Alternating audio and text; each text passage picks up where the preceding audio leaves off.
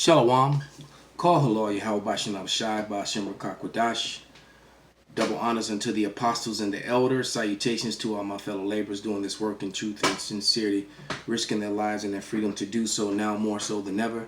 To the scattered elect that are scattered among the heathen nations that be like unto the speckled bird, the Israelite foreigners. And to the Akwath that are listening and learning, to you I say Shalom. This is your brother Malcolm from the branch of the Great Millstone here in Chicago, coming at you with another history lesson. And what you're looking at on the screen is some of the history, some videos that are about John Horse and the Black Seminoles, and and then of course the tribe of Reuben and the tribe of Judah, which kind of intermixed a portion of them and formed a group of humanity known as the Black Seminoles, which, however you want to label them, they were Israelites, because some of them had Reubenite fathers and some of them had Judite fathers. So you're looking at two of the tribes that came together to fight against Esau, Edom, the so-called white man, in three different, I believe it was 3 wars. All right, it was 3 different Seminole wars, and the Seminoles did great damage to Esau, Edom, the so-called white man. As a matter of fact, they're one of the only. I would highly suggest that you watch these videos, especially the one at the top, the Forgotten Rebellion, with the woman that has the appearance of being an Edomite on the cover. But I'm going to read a little bit out of this book,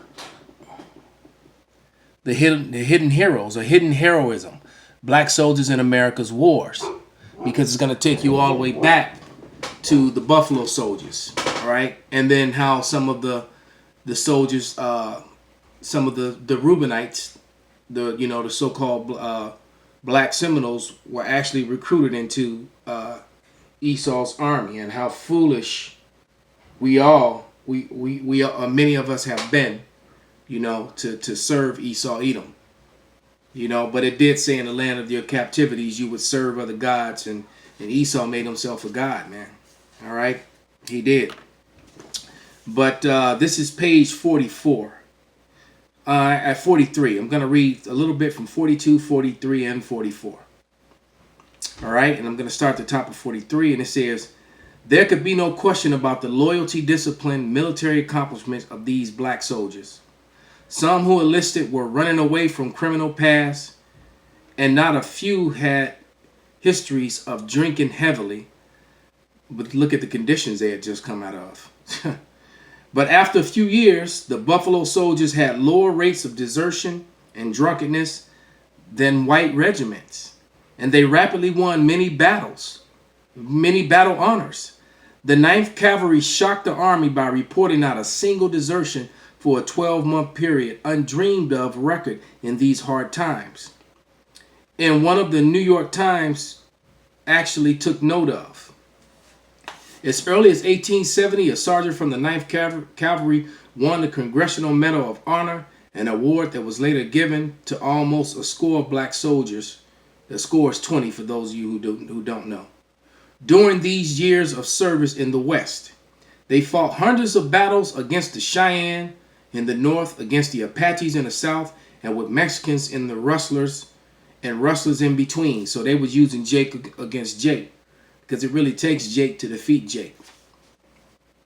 And let me grab a couple quick scriptures. All right. This is Deuteronomy 28 and 54. And it reads, so that the man that is tender among you and very delicate, his eye shall be evil toward his brother, and toward the wife of his bosom, and toward the remnant of his children, which he shall leave. All right, so all those are attributes of the Israelite man here in Babylon, here in this captivity.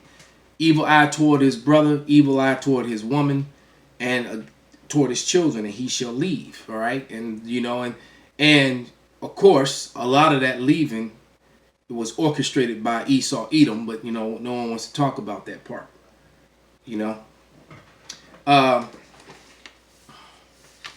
Let me grab another scripture.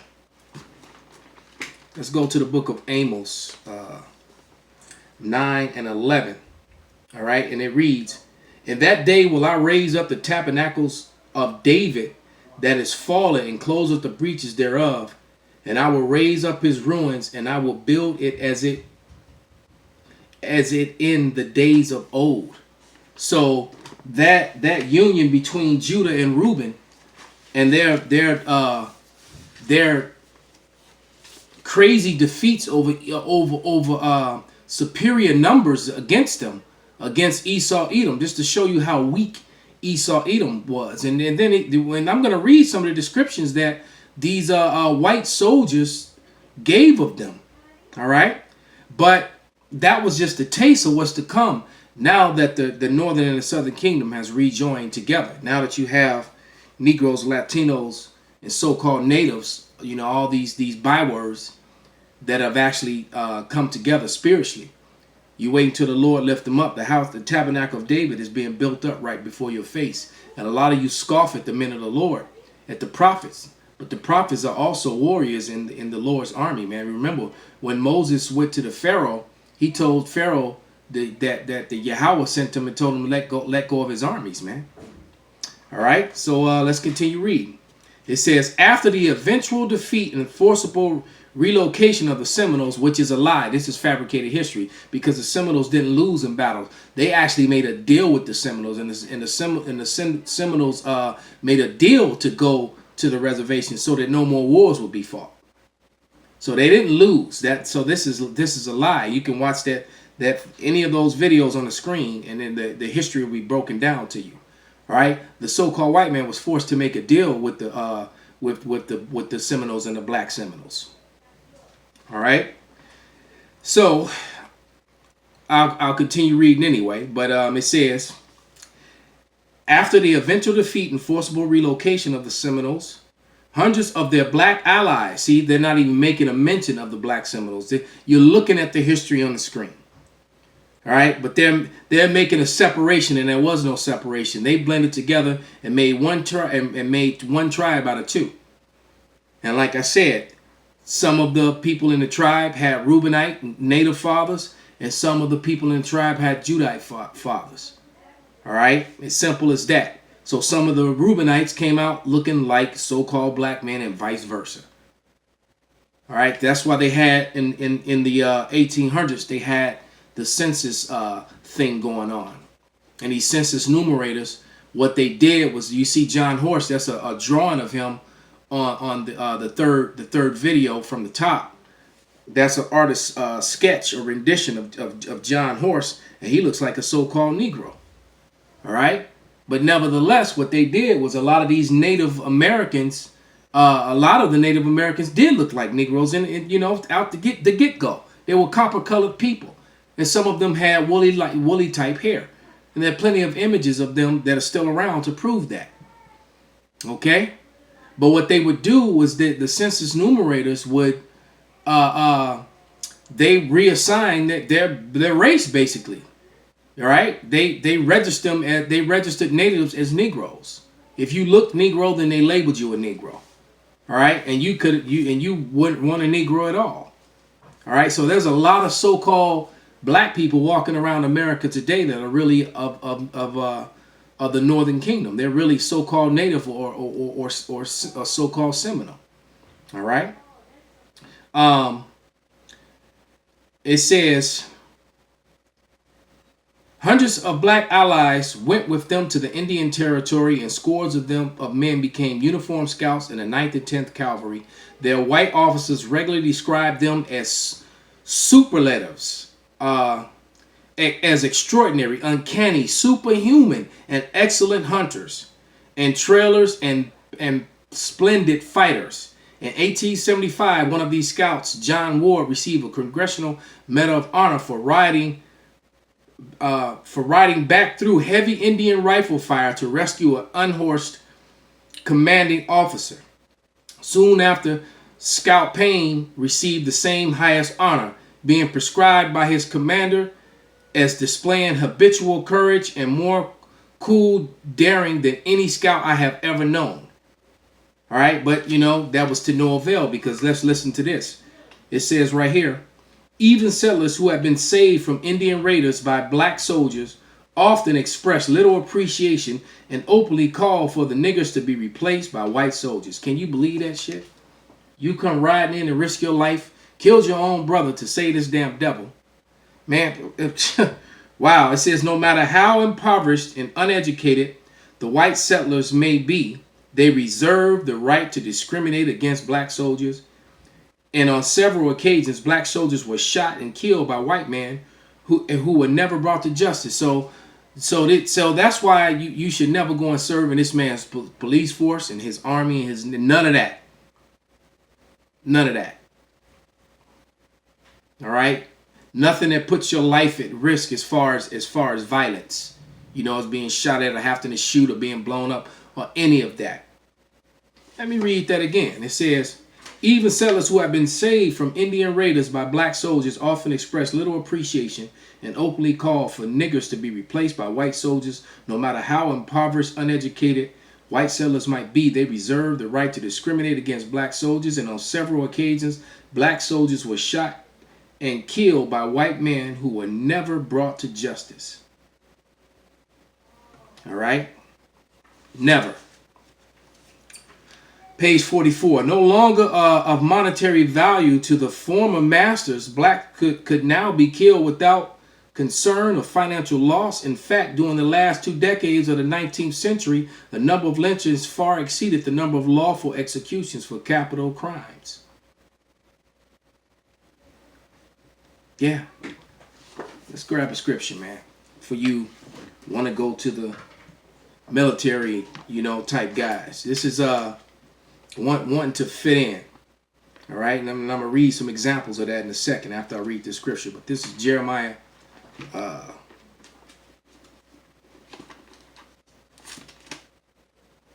2:33, and it reads, why trimmest thou way to seek love? Therefore hast thou also taught the wicked ones thy ways. So yeah, why you do that? Why you go serve this man and show him our tactics? They still use you. They was, the so-called native Gad was so highly regarded by the U.S. military that there's still many formations and names and weapons and things named after them to this day. All right, you have an Apache helicopter. You had a Tomahawk missile. And many other names, many other things that they use. All right. But here we go. It says, under pressure by Republicans and others who supported equal rights, 25 African Americans were appointed to West Point during the 1870s and 1880s. Only a dozen of these young men passed their entrance exams, and of these only three graduated. The first to do so was Henry O. Flipper in 1877. Although mercilessly hazed and completely ostracized at his graduation, Flipper was rewarded by totally unexpected standing ovation from white cadets, and West Point's superintendent praised him for his courage, quiet fortitude, and academic success under severe mental strain. Upon receiving his commission as second lieutenant, he was assigned to the 10th Cavalry for Fort Concho after 5 years of service. All right, so there we go. He wanted to go serve and be a part of Esau's world so bad. I'm sure he wore that uniform with pride too. All right, and then it says he was accused of embezzlement and conduct unbecoming an officer, because many had speculated of his platonic but close relationship with the young unmarried white woman, which means they were screwing. All right, because they didn't just want to admit that he was banging her. So, okay, but that's what it was all about. He was banging Becky. So what? Everybody bangs Becky. All right, Becky getting gang banged somewhere right now. Okay. It says something that was deeply resented by white officers, at least one whom coveted her for himself. And there it is, man. There it is. And by the way, in 1681, you can go and check the history. was the invention of the white race. There was no such thing as white people prior to that. All right, I don't know if you can see it, you know, through my camera phone, but the woman on the screen in the Forgotten Rebellion is her skin is not white, it's very red, very red. All right, Esau is red because their blood shows forth through their skin. All right, so when they took the Bible and used it as a weapon, they labeled themselves as they took the scriptures that talked about becoming white and made it and fabricated a portion of humanity and labeled themselves that, because the white in the Bible was talking about purity, wasn't talking about skin color. All right, except for when it was talking about people with leprosy, and it still said that they were pinkish red. All right, but it says he was discharged dishonorably, and it was not until 1976, 36 years after his death, that the army cleared him of all charges. They knew he was innocent out the gate. Pieces of man. The following year, West Point dedicated a monument to Flipper on the 100th anniversary of his graduation. So he missed out on all his military benefits, loans, whatever little pennies of a pension or whatever notoriety he could have got for it, and you know, possibly bought land or a house and passed it on to his family. He was robbed of all those opportunities, all based upon a lie. And you build a statue to him after his death, 36 years after his death. What is that doing for him? Half his family members, except for the really old ones, probably didn't even know who the hell he was or could remember him, man. Let's grab two more scriptures and close this up. First one is Sirach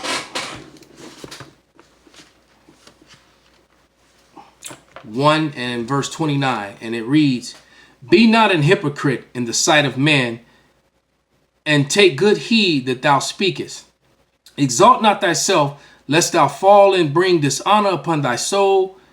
And so God discover thy secrets and cast thee down in the midst of the congregation, because thou camest not in truth for the fear of Yahweh, but thy heart is full of deceit," man. So Esau Edom is, you know, that was talking about Israelites not having that behavior, but we're going to apply that to Esau Edom here. All right, and then this is last scripture is Ecclesiastes, the 3rd chapter and the 15th verse. All right. This is Ecclesiastes 3 and 15, and it reads, "That which have been is now, and that which is to be have already been, and God requireth that which is past." Call Haloi How Bashim Al Shai Bashim Rakak Wadash Wa Abad Babal Shalom.